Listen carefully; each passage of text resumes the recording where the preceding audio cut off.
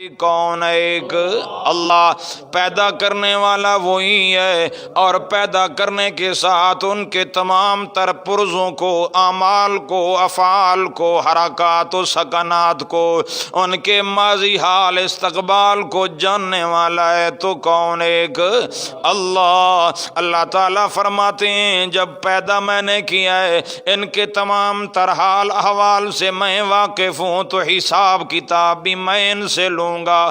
اللہ تعالیٰ ضرور حساب لینے والے ہیں، حساب کا دن یقینی ہے، اس کے آنے میں اللہ فرما رہے ہیں لا ریب فی، کوئی شک کی گنجائش نہیں ہے۔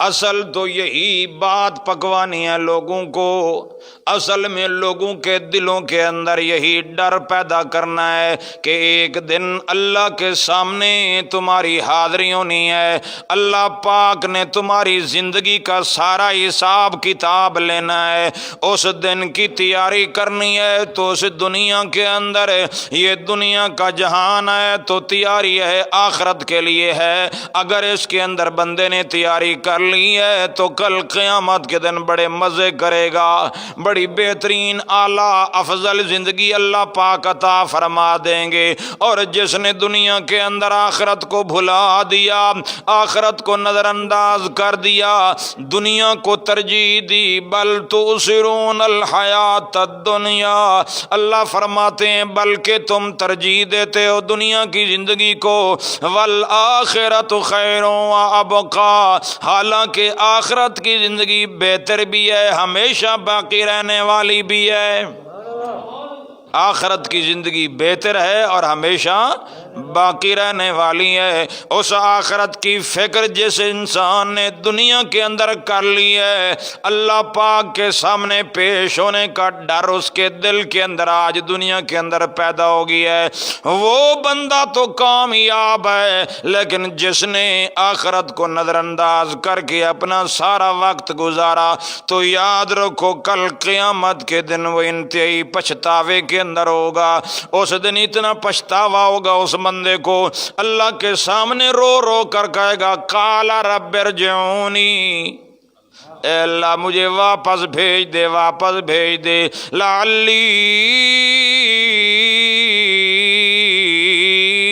اعمل صالحا، اے اللہ میں واپس جا کر نیک عمل کروں گا، فیما ترکت، جو میں دنیا کے اندر چھوڑ کر آیا، میں کوئی عمل نیک لے کر نہیں آیا، نیک عمل میں نہیں کرتا رہا، اے اللہ واپس جاؤں گا تو نیک عمل کروں گا۔ اللہ فرماتے ہیں کلا، ہرگز نہیں، اب واپسی ہو سکتی نہیں ہے۔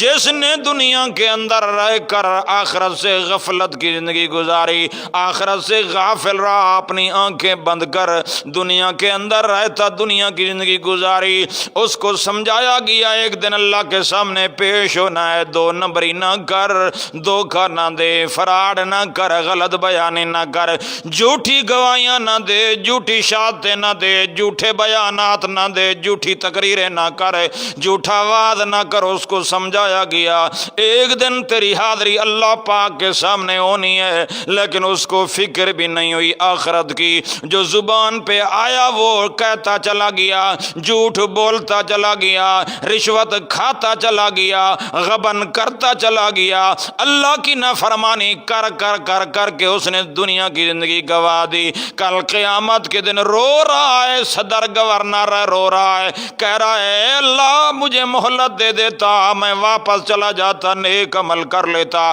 قرآن پچھتاوے بیان کرتا ہے، سورہ المنافقون کے اندر تو موت کے وقت کا پچھتاوا اللہ پاک نے بیان کیا ہے۔ اللہ فرما رہے ہیں جب بندے کو موت آنے لگتی ہے، بندہ کہتا ہے لولا اخرتنی الی اجل قریب، اے اللہ تو نے مجھے تھوڑی سی مہلت کیوں نہ دے دی، اگر تھوڑی سی مہلت دے دیتا، میری زندگی کا دھاگا اگر تھوڑا سا لمبا کر دیتا، میں کیا کرتا، فَأَصَدَّقَ وَأَكُن مِّنَ الصَّالِحِينَ، میں صدقہ خیرات کر لیتا، میں صدقہ کر لیتا، اے اللہ تیرے راستے میں مال خرچ کر لیتا اور نیک لوگوں میں کیا ہو جاتا، لیکن اللہ فرما رہے ہیں اذا جاء اجلھا لن یؤخر اللہ اذا جاء اجلھا، جب اللہ کی طرف سے ٹائم آ جاتا ہے موت کا پھر مہلت ملتی۔ اس لیے بندے کو اسی زندگی کے اندر صحت کے اندر فکر کر لینی چاہیے۔ قیامت کا تذکرہ جب آتا ہے تو قیامت کو اس انداز میں، آخرت کے منظر کو اس انداز میں پیش کرو جیسا کہ قرآن میں ہے، جیسا کہ قرآن میں ہے۔ ایسے انداز میں پیش نہ کرو کہ جو قرآن کے خلاف ہو۔ لوگ آخرت کا تذکرہ کرتے ہیں لیکن اس انداز میں نہیں جیسا کہ قرآن نے کہا ہے۔ لوگ کہتے ہیں ہاں بڑا سخت دن ہوگا لیکن فلانا بھی ہوگا وہ بخشوا لے گا، فلانا جو ہے وہ جنت میں لے جائے گا، یہ ہو جائے گا۔ بخشش کے ایسے ایسے جھوٹے دھوکے والے وعدے دلاتے ہیں کہ بندہ حیران ہو جاتا ہے کہ قرآن پاک ہر جگہ کہہ رہا ہے کہ لا تجزی نفس عن نفس شیئا، قرآن ہر جگہ کہہ رہا ہے واتقوا یوما لا تجزی نفس نفس شیئا، قرآن ہر جگہ کہہ رہا ہے یوم لا تملک نفس لنفس شیئا والامر یومئذ للہ، یہ قرآن ہر جگہ یہی بات کہہ رہا ہے۔ لیکن جب مولوی بیان کرتا ہے آخرت کا تذکرہ تو پھر وہ ایسی باتیں کر دیتا ہے کہ دوسرا آدمی اچھا بڑے بڑے پیکج کھول دیتا ہے بخشش کے، ہیں ایسے ایسے پیکج کھول دیتا ہے، نہ قرآن میں ہے نہ صحیح احادیث کے اندر، جھوٹے وعدے دلا کر لوگوں کو بدعمال بنایا جا رہا ہے۔ اس لیے آخرت کا تذکرہ ویسے کرو جیسا کہ اللہ کی کتاب میں ہے۔ کیوں؟ آخرت کا معاملہ غیب کا معاملہ ہے۔ آخرت کا معاملہ کیا ہے؟ اور غیب کا معاملہ اللہ ہی اپنی وحی کے ذریعے سے، قرآن کے ذریعے بتا سکتے ہیں۔ بغیر وحی کے آخرت کا معاملے کا علم آ سکتا نہیں ہے۔ اگر کوئی آخرت کے بارے میں بات کر رہا ہے اور وہ پروف میں قرآن پیش نہیں کر رہا، وہ پروف میں دلیل میں قرآن کی ہدایات بیان نہیں کر رہا اور کر رہا ہے آخرت کی بات، جبکہ وہ غیب کی بات ہے، وہ غیب کی بات جب تک قرآن میں اس کا ثبوت نہ ہو تو اس وقت تک وہ بات مانی جا سکتی نہیں ہے۔ کیوں؟ غیب کا مسئلہ اللہ تعالیٰ جب رسول اللہ کو دیتے ہیں، جب آخرت کا معاملہ بیان کرتے ہیں، غیب کی بات بیان کرتے ہیں، اللہ وحی کے ذریعے سے کرتے ہیں۔ کس کے ذریعے سے؟ وحی کے ذریعے سے۔ تو اس لیے قرآن پاک کے ذریعے سے لوگوں کو آخرت کی فکر دلانی چاہیے۔ قرآن پاک کے ذریعے سے، قرآن پاک کے ذریعے سے آخرت کی فکر لوگوں کے دلوں میں پیدا کریں گے تو اثر ہوگا۔ اور اگر قرآن کے ذریعے سے آخرت کی فکر ہم نے پیدا نہ کی تو یاد رکھو پھر ظاہری طور پر ہم تھوڑی دیر کے لیے لوگوں کو ڈرا دیں گے لیکن بعد میں معاملہ وہی ہوگا۔ قرآن کے ذریعے سے اگر آگاہ کریں گے، ڈرائیں گے تو وہ ڈر اور وہ خوف ہمیشہ کا باقی رہے گا۔ اس لیے میرے دوستوں اور بزرگوں، قرآن ہی وہ کتاب ہے جو آخرت کا نصاب ہے۔ آخرت کا کیا ہے؟ نصاب ہے۔ آخرت کا نصاب اسی کو بنانا چاہیے۔ آگے اللہ تبارک و تعالی فرماتے ہیں میرے پیارے پیغمبر صلی اللہ علیہ وسلم، وَلَقَدْ آتَيْنَاكَ سَبْعًا مِّنَ الْمَثَانِي، ہم نے یقیناً آپ کو 7 منزلیں عطا فرمائی ہیں۔ 7 مثانی، 7 یہ اللہ نے فرمایا من المثانی۔ من المثانی کا کیا مطلب ہے؟ من المثانی کا مطلب اللہ تعالیٰ نے جوڑے جوڑے صورتوں کے نازل فرمائے ہیں، اور پھر ان جوڑے جوڑے صورتوں میں اللہ پاک نے 7 منزلیں بیان کی ہیں۔ پہلی منزل میرے معزز سامعین آغاز ہوتا ہے سورہ بقرہ سے، فاتحہ سے، سورہ نساء تک یعنی مائدہ تک، یہ پہلی منزل ہے۔ سورہ المائدہ سے سورہ توبہ تک یہ دوسری منزل ہے۔ قرآن پاک میں یہ منزلیں ساری کیا ہیں؟ لکھی ہوئی ہیں۔ یہ 7 منزلیں لوگ وظیفوں کے طور پر پڑھتے ہیں، جبکہ یہ 7 ابواب ہیں۔ یہ 7 کیا ہیں؟ قرآن پاک کے ابواب ہیں۔ اللہ پاک فرماتے ہیں سبع من المثانی، یہ 7 ابواب پر مشتمل یہ اللہ پاک نے کتاب عطا فرمائی ہے۔ وہ 7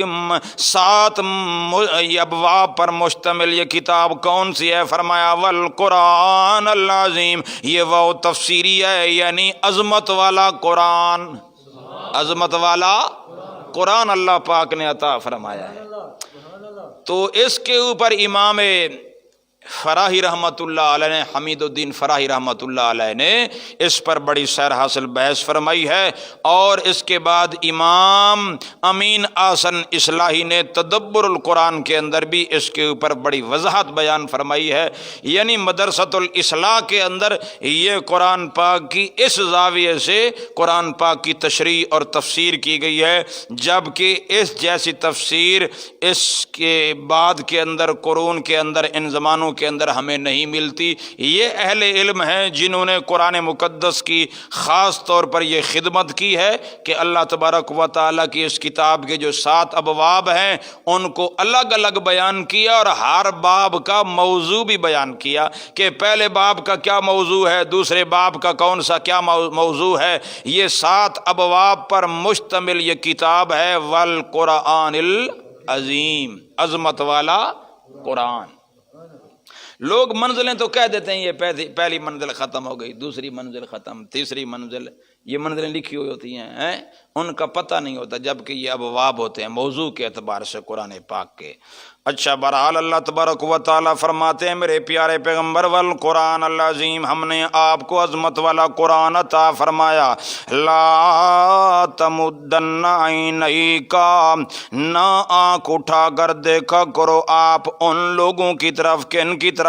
الی ما متعنا بہ، الی ما متعنا، جن کو ہم نے دنیا کا ساز و سامان دیا ہے، ازواجم منہم، مختلف لوگوں کو مختلف مال عطا کیے ہیں، جن کو ہم نے دھن دولت عطا کی ہے، آپ ان کی طرف آنکھ اٹھا کر نہ دیکھیں، آپ ان کے مال و متاع سے متاثر نہ ہوں، ولا تحزن علیہم، اور آپ ان کے اوپر غم بھی نہ کھائیں، آپ کو غمگین ہونے کی ضرورت بھی نہیں ہے۔ لہذا آپ کا کام کیا ہے؟ وَخْفِضْ جَنَاحَكَ لِلْمُؤْمِنِينَ، آپ اپنی رحمت کے بازوں، آپ اپنی شفقت کے بازوں ان لوگوں کے آگے بچھا کر رکھیں، کن لوگوں کے لیے؟ للمؤمنین، ایمان والوں کے لیے، جو آپ کی دعوت پر ایمان لے آئے، جو آپ کی دعوت کو قبول کرنے والے ہیں۔ میرے پیارے پیغمبر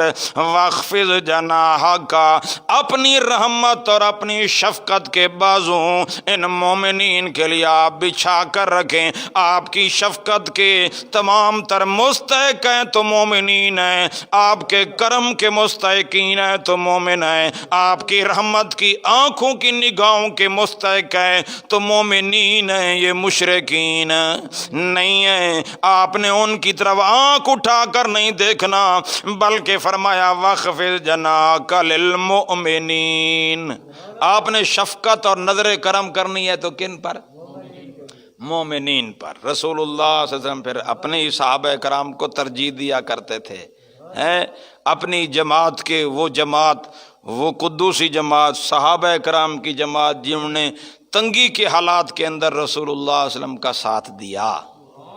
ظاہر بات ہے وہ عظیم لوگ تھے۔ اللہ پاک نے خصوصی انہی صحابہ کرام کے بارے میں فرمایا، اے میرے پیارے پیغمبر، آپ اپنی شفقت اور رحمت کے بازوں کو ان کے لیے بچھا کر رکھیں۔ کن کے لیے؟ للمومنین۔ اور آج کا اگر کوئی اٹھ کھڑا اور صحابہ کرام پر تبرہ کرے کہ نہیں وہ مومن نہیں تھے، اور صرف 4-5 مومن تھے، نعوذ باللہ، اور صحابہ کرام کو اوپر تبرہ اور گالی گلوچ کرنے لگ جائے، یقیناً اس کے اپنے ایمان میں شک ہے، صحابہ کا ایمان کے اندر شک کی گنجائش نہیں ہے۔ اللہ پاک نے ان کے ایمان کی گواہی اپنی کتاب کے اندر بیان فرما دی ہے۔ وَخْفِضْ جَنَاحَكَ لِلْمُؤْمِنِينَ، شفقت سے پیش آؤ اے میرے پیارے پیغمبر، کن سے؟ ایمان والوں سے۔ وَقُلْ، اور کہہ دو انی انا النذیر المبین، یہ بھی اعلان کر دو میں واضح طور پر ڈرانے والا ہوں، میں وہ ڈرانے والا المبین، واضح طور پر صاف صاف آگاہ کرنے والا ہوں، کسی بات کو میں چھپا کر رکھنے والا نہیں ہوں، میں واضح طور پر نذیر المبین، برملا ڈنکے کی چوٹ پر میں آگاہ کرنے والا، صاف صاف اللہ کی باتیں بتانے والا، قیامت سے آگاہ کرنے والا میں ہوں۔ کما انزلنا علی المقتسمین، ایسی تنبیہ میں لے کر آیا ہوں، ایسے ڈراوے جیسا کہ ہم نے وہ سارے ڈراوے ان فرقوں کے، ان لوگوں پر بھی ہم نے وہ تنبیہات نازل کی تھی۔ کون سے لوگ؟ المقتسمین، جو فرقوں میں بٹ گئے تھے، جماعتوں میں بٹ گئے تھے، تقسیم ہو گئے تھے، ہم نے ان کے اوپر بھی یہ تنبیہات نازل فرمائی ہیں، جیسا کہ اے پیارے پیغمبر صلی اللہ علیہ وسلم آپ کی طرف ہم نے یہ تنبیہات نازل کی ہیں، ہم نے یہی تنبیہات کما انزلنا علی المقتسمین، ہاں ہم نے یہی تنبیہات، یہی ڈراوے بھیجے تھے ان لوگوں کے اوپر، المقتسمین جو بٹ جانے والے تھے۔ یہ کون لوگ تھے؟ الذین جعلوا القرآن عضین، جنہوں نے اللہ کے قرآن کو ٹکڑے ٹکڑے کر دیا۔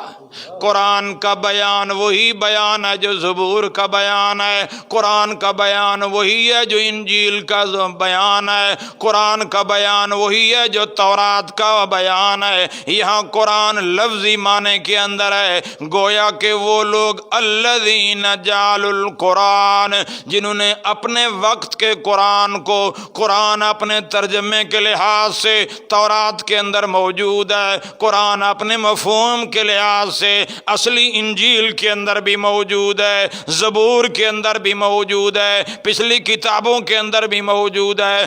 گویا کہ قرآن کا معنی ہے پڑھی جانے والی کتاب، تورات پڑھی جانے والی تھی، انجیل پڑھی جانے والی تھی، زبور پڑھی جانے والی تھی، اس لیے لغوی طور پر ان کو بھی اللہ پاک نے قرآن کہا ہے کہ وہ لوگ الذین جعلوا القرآن عضین، جنہوں نے اپنے قرآن کو ٹکڑے ٹکڑے کر دیا۔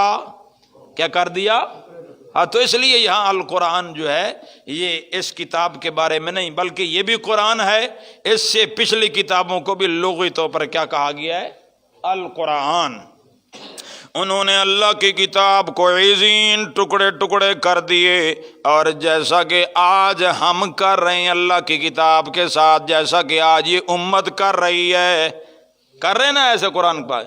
ایک ٹکڑے ٹکڑے کرنے کا کیا مطلب ہے؟ ہر ایک فرقے والے نے اپنے فرقے کی بنیاد پر ایک دلیل بنا لی ہے، گھڑ لی ہے، اور یقین جانیے اپنے ترجمے، اپنے مفاہیم پیش کر رہا ہے۔ اللہ پاک کی جو مراد قرآن پاک کے اندر موجود ہے اس کو چھوڑ کر اللہ تعالیٰ نے جو ہن ام الکتاب اور محکمات آیات کو چھوڑ کر متشابہات کی آیات کے ذریعے سے استدلال کر کے لوگوں کو گمراہ کرنے کی کوشش کی جا رہی ہے۔ ان لوگوں نے بھی اللہ کی کتاب کو عضین کیا کر دیا؟ ٹکڑے ٹکڑے کر دیا۔ تعویذ میں بھی لوگ ٹکڑے کو ٹکڑے کرتے ہیں، کوئی آیت کا حصہ کہیں لکھا، کوئی کہیں لکھا۔ تعویذات بھی ایک ٹکڑے ٹکڑے کرنا ہے اللہ کی کتاب کو۔ تو یہ تعویذات کا جو چکر ہے یہ بھی اللہ کی کتاب کے کیا ہے؟ خلاف ہے، قرآن مقدس کی توہین ہے، اللہ کی ہدایت کی کیا ہے؟ توہین ہے۔ تو لہٰذا اس سے ہمیں اجتناب کرنا چاہیے۔ اللہ تعالیٰ فرماتے ہیں فَوَرَبِّكَ، پس قسم ہے تمہارے رب کی، قسم ہے اے میرے پیارے پیغمبر صلی اللہ علیہ وسلم، تمہارے رب کی قسم، لَنَسْأَلَنَّهُمْ أَجْمَعِينَ، کب تک میرے قرآن کو ٹکڑے ٹکڑے کرتے رہیں گے؟ کب تک یہ فرقوں میں بٹے رہیں گے؟ ایک دن آئے گا اللہ تعالیٰ قسم اٹھا کر فرماتے ہیں لَنَسْأَلَنَّهُمْ أَجْمَعِينَ، ہم ضرور سوال کریں گے ان سارے لوگوں سے۔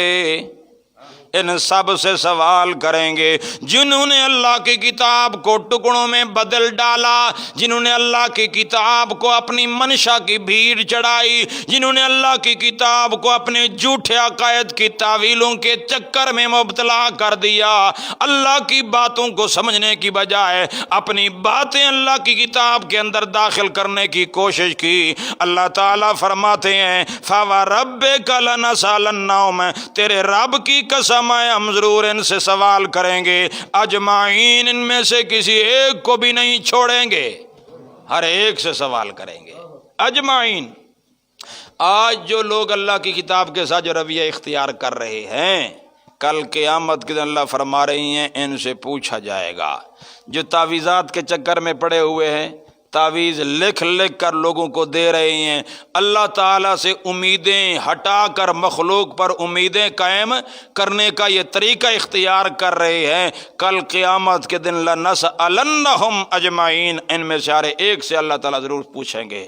فرمایا اما کانوا یعملون، کس چیز کے بارے میں؟ فرمایا اے نبی ان کے کاموں کے بارے میں اللہ تعالیٰ ضرور سوال کریں گے۔ اے میرے پیارے پیغمبر آپ کا کام کیا ہے؟ فَاصْدَعْ بِمَا تُؤْمَرُ، میں تو ان سے پوچھوں گا، میں ان سے سوال کروں گا، میری کتاب کے ساتھ انہوں نے کیا رویہ اختیار کیا، لہذا آپ کا کام کیا ہے؟ فَاصْدَعْ بِمَا تُؤْمَرُ، ڈنکے کی چوٹ اعلان کر دو، جو حکم دیا گیا آپ کو، جو آپ کو حکم دیا گیا ہے آپ اس کو صاف صاف ڈنکے کی چوٹ اعلان کر کے بیان کر دیں۔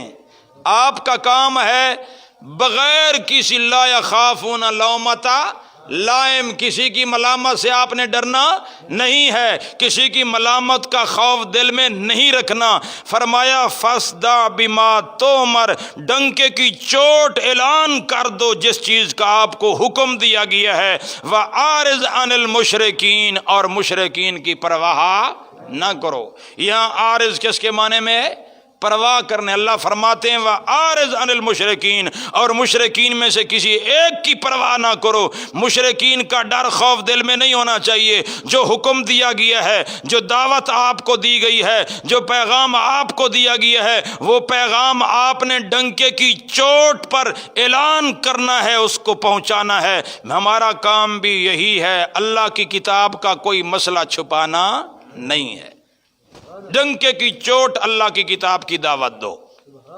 جس چیز کو حق جانتے ہو، جس چیز کو سچ جانتے ہو، جس چیز کے اوپر پکا ایمان ہے کہ واقعی اللہ کا یہ فرمان ہے، اللہ تعالیٰ فرماتے ہیں وَأَعْرِضْ عَنِ الْمُشْرِكِينَ، مشرکین کی، معاندین کی، منکرین کی پرواہ نہیں کرنی۔ اور خاص طور پر رسول اللہ صلی اللہ علیہ وسلم کے لیے تو اللہ نے وعدہ فرمایا تھا وَاللَّهُ يَعْصِمُكَ من الناس، اور اسی وعدے کے تحت ہر وہ امتی جو قرآن بیان کرنے والا ہے، جو اللہ کی کتاب کو لوگوں تک پہنچانے والا ہے، پیارے پیغمبر صلی اللہ علیہ وسلم کے وعدے کے تحت امت کے ہر اس عالم کے لیے وعدہ ہے، ہر اس مبین قرآن کے لیے وعدہ ہے، ہر اس واعظ اور مقرر کے لیے اللہ کا وعدہ ہے، جو اپنی تقریر کا مرکز بناتا ہے قرآن پاک کو، جو اپنے واعظ کا مرکز بناتا ہے قرآن پاک کو، اللہ کی کتاب کے ذریعے سے واعظ کرنے والا، اللہ کی کتاب کے ذریعے سے نصیحت کرنے والا، اللہ کی کتاب کے ذریعے سے تبلیغ کرنے والا، اللہ کی کتاب کے ذریعے سے لوگوں کا تزکیہ کرنے والا، اس کے لیے بھی وہی وعدہ ہے کہ اللہ اس کو انسانوں کے شر سے، دشمنوں کے شر سے اللہ محفوظ کر دے گا۔ اس کا کام ہے اللہ کے قرآن کو بیان کرنا۔ فَاصْدَعْ بِمَا تُؤْمَرُ وَأَعْرِضْ عَنِ الْمُشْرِكِينَ، اے میرے پیارے پیغمبر صلی اللہ علیہ وسلم آپ مشرکین کی پرواہ نہ کریں۔ اِنَّا كَفَيْنَاكَ الْمُسْتَهْزِئِينَ، باقی جو آپ کا مذاق اڑاتے ہیں، آپ کا استہزاء کرتے ہیں، آپ قیامت کا تذکرہ کرتے ہیں، مشرکین ٹھٹا مخول کرتے ہیں، آپ جس وقت اللہ کی توحید کا اعلان کرتے ہیں، مشرکین آپ کے ساتھ استہزاء اور مذاق کا رویہ اختیار کرتے ہیں، لہذا آپ ان کی طرف سے پریشان نہ ہوں، میں اعلان کرتا ہوں انا کفینا کا، میں آپ کی طرف سے تمہاری طرف سے خبر لینے کے لیے المستہزئین، ان مذاق اڑانے والوں کے لیے میں خود اللہ کافی ہوں، میں ان کو خود پکڑ لوں گا، میں آپ کی طرف سے ان سے انتقام میں لوں گا۔ آپ کا کام ہے فَاصْدَعْ بِمَا تُؤْمَرُ، فَاصْدَعْ بِمَا تُؤْمَرُ، آپ کا کام ہے فَاصْدَعْ بِمَا تُؤْمَرُ، اللہ کے پیغام کو ڈنکے کی چوٹ پر بیان کرنا آپ کا کام ہے۔ باقی مخالفین، باقی مستہزئین، منکرین، معاندین، مشرکین، منافقین، یہ تمام کے تمام لوگ اللہ فرما رہے ہیں انا کفینا کا، میں ہی ان کے آپ کی طرف سے ان کے لیے کیا ہوں؟ کافی ہوں۔ اللہ تعالیٰ خود اعلان فرما رہے ہیں۔ ظاہر بات ہے یہ اعلان جیسا کہ رسول اللہ صلی اللہ علیہ وسلم کے لیے ہے، ہر اس بندے کے لیے بھی ہے جو دعوت حق لے کر اٹھتا ہے، جو دعوت حق لے کر حق بات ہو، سچی بات ہو، کھری بات ہو۔ اللہ تعالیٰ فرماتے انا کفیناک المستہزئین، میں ان مذاق اڑانے والوں کے لیے اے میرے پیارے پیغمبر آپ کی طرف سے میں خود کیا ہوں؟ کافی ہوں۔ اور جن کے ساتھ اللہ ہو جائے اس کو کوئی ہرا سکتا ہے؟ نہیں۔ اللہ تعالی کی سپورٹ، اللہ کی طاقت جس کے ساتھ ہو جائے وہ کبھی مغلوب نہیں ہو سکتا۔ آگے اللہ تعالیٰ فرماتے ہیں الذین یجعلون مع اللہ الہا آخر، وہ مذاق اڑانے والے کیسے لوگ ہیں؟ یہ ایسے مشرک ہیں۔ فرمایا یجعلون مع اللہ الہا آخر، انہوں نے بنا ڈالے ہیں اللہ کے ساتھ دوسروں کو معبود، دوسروں کو انہوں نے اللہ کے ساتھ الہ بنا ڈالا، اللہ کے ساتھ دوسروں کی باتیں شروع کر دی۔ جو صفتیں اللہ پاک کی ہیں وہی صفتیں انہوں نے نبیوں کو دینا شروع کر دی، جو کمالات اللہ کے ہیں وہی کمالات ولیوں میں ماننے لگ گئے۔ جو اللہ پاک کی صفتیں ہیں، کمالات ہیں، جو الوہیت کا مقام ہے، انہوں نے عیسائیوں نے عیسیٰ علیہ السلام کو دیا تو اللہ نے فرمایا لقد کفر، وہ کیا ہوئے؟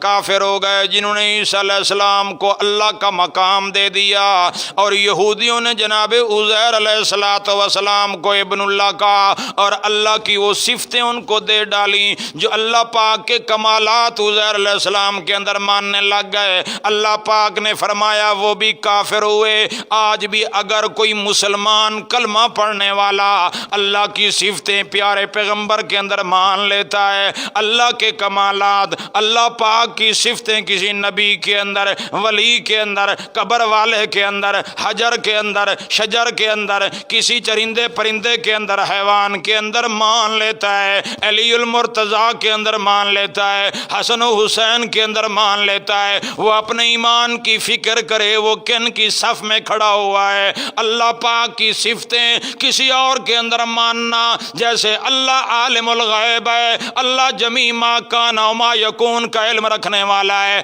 کائنات کے ذرے ذرے کا جاننے والا کون ہے؟ ایک اللہ۔ اللہ تعالیٰ خود اعلان فرماتے ہیں، اللہ تبارک و تعالیٰ نے پیارے پیغمبر کو حکم دے کر فرمایا قل لا اقول لکم عندی خزائن اللہ ولا اعلم الغیب الا اللہ۔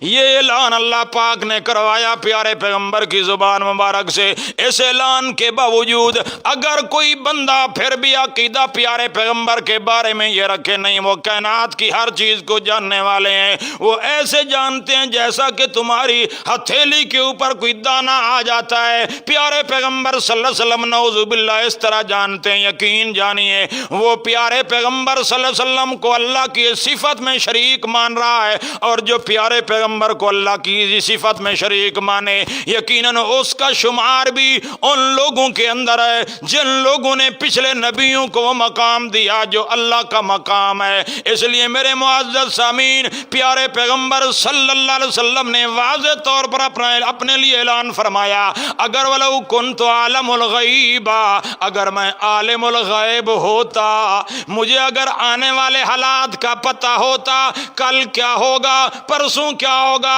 ترسوں کیا ہوگا، مجھے اگر آنے والے حالات کا سارا علم ہوتا مجھے کبھی تکلیف نہ پہنچتی، میں بہت ساری خیر کو جمع کر لیتا۔ یہ نبی پاک صلی اللہ علیہ وسلم کا وہ اعلان ہے جو اللہ پاک نے قرآن کے اندر کیا ہے۔ کس کے اندر؟ قرآن پاک کے اندر۔ ہم لوگوں کو یہی دعوت دیتے ہیں، لوگوں ضد کے اندر مبتلا نہ ہو۔ اللہ نے جو قرآن میں جو کچھ بھی کہا ہے، یار قرآن کو ویسے تو بڑا چومتے ہو، ادب کرتے ہو، قرآن کے عقیدے کے ساتھ کیوں چڑ ہوتی ہے؟ قرآن کے عقیدے کو سینے سے کیوں نہیں لگاتے؟ قرآن پاک کے عقیدے کے ساتھ ویسا پیار کرو جیسے الفاظ کے ساتھ پیار ہے، جیسے قرآن سے محبت ہے، جیسے قرآن کے ساتھ تمہاری عقیدت اور محبت ہے۔ قرآن جو عقیدہ بیان کرے، جو نظریہ بیان کرے، اس کے ساتھ بھی ویسی محبت کرو۔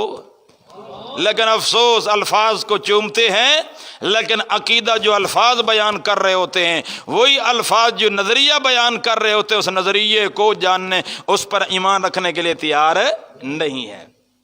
یہی ہمارا المیہ ہے۔ کوئی شرک کرنے والا بندہ اللہ کی صفتیں اللہ کے نبیوں میں ماننے والا، اللہ کی صفتیں قبروں کے اندر ماننے والا، اللہ کی صفتیں اللہ پاک کی مخلوق میں ماننے والا، کبھی تمہیں یہ نہیں کہے گا کہ قرآن ترجمے سے پڑھو، تمہیں کبھی یہ نہیں کہے گا قرآن سمجھ کے پڑھو، وہ کبھی تمہیں یہ نہیں کہے گا کہ قرآن پر تدبر کرو، وہ کبھی یہ نہیں کہے گا کہ قرآن پر غور و فکر کرو، کیونکہ اس کو پتہ ہے جو عقیدہ میں نے پکوایا ہوا ہے قرآن تو اس کے خلاف بیان دیتا ہے۔ اگر میں نے اپنے مریدوں کو کہہ دیا قرآن کو ترجمے سے پڑھو، قرآن کو غور و فکر کے ساتھ پڑھو، تو میرا بیان کردہ عقیدہ جھوٹا ثابت ہو جائے گا۔ اس لیے وہ قرآن کے قریب آنے نہیں دیتا، وہ ڈراتا ہے اللہ کی کتاب سے نہ پڑھنا، قرآن گمراہ ہو جاؤ گے، قرآن کے قریب جاؤ گے، یہ تو علماء کا کام ہے۔ قرآن کے قریب آنا، یہ قرآن کے اوپر تدبر کرنا علماء کا کام ہے، عوام کا کام نہیں ہے۔ ڈراتے ہیں قرآن پاک کے قریب آنے سے، قرآن پاک کے درس میں آنے سے، قرآن پاک کو ترجمے سے پڑھنے سے، قرآن پاک پر تدبر کرنے سے ڈراتے ہیں لوگوں کو تاکہ ہماری دکانداری چلتی رہے، ہمارا جھوٹا عقیدہ قائم ہوتا رہے۔ اگر عوام اللہ کی کتاب کو سمجھنے لگ جائے، اللہ کی کتاب کو اگر یہ قوم سمجھنے لگ جائے اور قرآن پاک پر تدبر کرنے لگ جائے، قرآن کے چھڑے درس میں آنا شروع کر دے۔ کس میں؟ درس قرآن میں۔ نیت یہ ہو کہ میں نے قرآن سمجھنا ہے۔ اللہ تعالیٰ شرک کی غلاظتوں کو ایسے صاف کر دیتا ہے، اللہ اکبر میرے معزز سامعین، اللہ تبارک و تعالیٰ شرک کو صاف کر کے توحید کا عقیدہ دل میں پیدا کر دیتا ہے، پختہ کر دیتا ہے۔ مومن کو اگر روشنی قرآن والی مل جائے تو روشنی ایسی ہے، اس کو پتہ ہوتا ہے کہ شرک والی بات کہاں ہو رہی ہے اور توحید والی بات کہاں بیان۔ ایک قرآن ایسی روشنی ہے، یہ ہم کہتے ہیں ہر بندے کو نصیب ہو جائے، ہر انسان یہ اینک قرآن والی لگا لے، اور یہ قرآن والی اینک جب لگائے گا پتہ چلے گا حق کیا ہے اور باطل کیا ہے۔ لیکن لوگ اس قرآن کے قریب آنے نہیں دیتے، ان کو پتہ ہے قرآن کو اگر ترجمے سے ہم نے پڑھوایا، لوگوں کو بتایا، سمجھایا، اس پر توجہ دلائی، تو پھر ہمارا خطرہ ہے ہمارے عقائد و نظریات دھڑام ہو کر گر جائیں گے۔ اس لیے جب قرآن بیان کیا کرتے ہیں نا، ہم آیت دلیل دیتے ہیں قرآن پاک کی، قرآن کے مقابلے میں کوئی روایت لے آتے ہیں، کیا مجال ہے اس روایت کی؟ قرآن کے آگے جو لاریب قرآن ہے اور روایت لاریب نہیں ہے، کوئی قصہ کہاوت لاریب نہیں ہے، لاریب اور مضبوط اتھنٹک قطعی ثبوت قطعی دلالت اللہ پاک نے جس کو اہتمام کے ساتھ آسمان سے زمین پر پیارے پیغمبر کے قلب اطہر پر نازل کیا ہے، وہ 30 پارے ہیں، قرآن پاک ہیں۔ قرآن کے مقابلے میں کوئی روایت نہیں چل سکتی، قرآن کے مقابلے میں کہاوت نہیں چل سکتی، قرآن کے مقابلے میں حدیث نہیں چل سکتی، قرآن کے مقابلے میں مولوی کا قول نہیں چل سکتا، قرآن کے مقابلے میں امام کا قول نہیں چل سکتا، قرآن کے مقابلے میں پیر کا قول نہیں چل سکتا۔ افسوس ہے ان لوگوں کے ایمان پر جو قرآن کو بھی مانتے ہیں لیکن قرآن کے مقابلے میں پیر کا قول لے آتے ہیں، قرآن کے مقابلے میں روایت کا قول لے آتے ہیں، قرآن کے مقابلے میں امام کا قول لے آتے ہیں، قرآن کے مقابلے میں کہاوت لے آتے ہیں، قصہ کہانی لے آتے ہیں۔ کتنا ان کا ایمان کمزور ہے اللہ کی کتاب پر۔ اگر اللہ کی کتاب پر ایمان مضبوط ہوتا قرآن کے مقابلے میں کسی کو اہمیت نہ دیتے۔ آج اہمیت قرآن کی ختم کر دی لوگوں نے، اور قرآن پاک کی یہ 3 صفتیں میرے معزز سامعین جب تک ہم نہیں مانیں گے اس وقت تک ہم قرآن پر صحیح ایمان نہیں لے آ سکتے۔ قرآن کو خود اللہ پاک نے جو مقام دیا ہے وہ میرے معزز سامعین اللہ تعالی نے پہلا مقام دیا ہے، تبارک الذی نزل الفرقان علی عبدہ۔ اللہ پاک نے اس قرآن کو جو مقام دیا ہے وہ فرقان کا مقام ہے۔ فرقان کا معنی ہے حق و باطل میں امتیاز کرنے والی کتاب، حق و باطل میں فیصلہ کرنے والی کتاب بتاتی ہے حق کیا ہے، باطل کیا ہے، سچ کیا ہے، جھوٹ۔ جب تک قرآن کو فرقان نہیں مانا جائے گا اس وقت تک قرآن پر سچا ایمان نہیں آ سکتا۔ اللہ الذی انزل الکتاب بالحق والمیزان، اللہ پاک نے دوسری صفت قرآن کی بیان کی ہے کہ ہم نے اس قرآن کو حق کے ساتھ نازل کیا ہے اور اس کو ہم نے ترازو بنا کر بھیجا ہے۔ اب قرآن پاک کی دوسری صفت ہے المیزان۔ المیزان، اللہ پاک نے قرآن کو میزان بنا کر بھیجا ہے۔ اللہ نے جتنے نبیوں کو جتنی کتابیں دی ہیں ساری کتابیں اپنے اپنے دور میں المیزان، ایک ترازو